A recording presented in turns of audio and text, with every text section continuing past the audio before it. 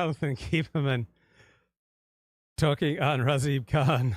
That never comes up in your day-to-day acquaintanceship, right? Right. But that's on a smaller scale.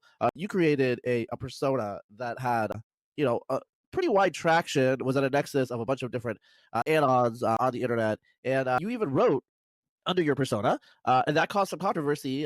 So, for example, you wrote in First Things, which is a Christian, really mostly Catholic publication, and that caused a big whoop to do. Partly because you're an anon, and frankly, you have far right associations, these sorts of things. If you had actually written that under Jonathan Keeperman, it wouldn't have been as big of a deal. Nobody would have noticed the article, first of all. So I have some people at First Things who kind of keep me apprised of what's going on over there.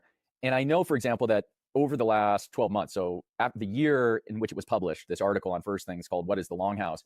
It was the most read article on First Things, and I think by like a very wide margin. And part of the reason for that was merely my identity. This byline on that article of Lomez, who again is this kind of wild online figure and represents to a particular kind of institutional person. So the people getting mad about this were like Patrick Deneen, who's a professor at Notre Dame, Sohrab Ahmari, who has elevated himself to the self-appointed status of gatekeeper for, the post-liberal, conservative movement. And it was these institutional figures who were not objecting to the content of the article. They were objecting to the sort of personhood of this figure Lomez.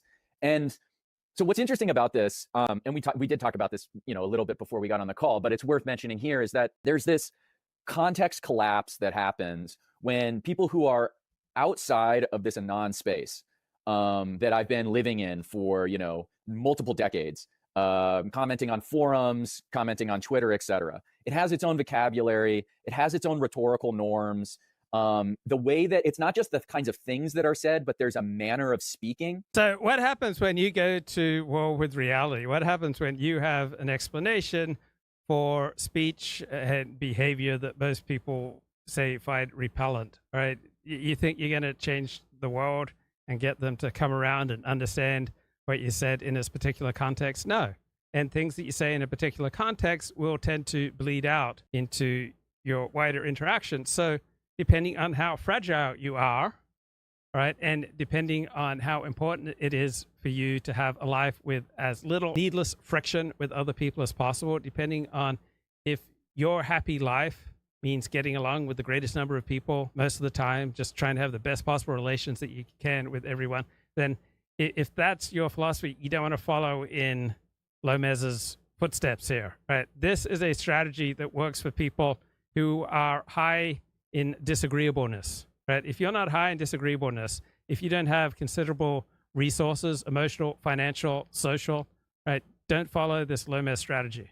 Intentionally meant to filter out people who are uncomfortable with these sorts of, let's say, impolitic norms, speaking norms.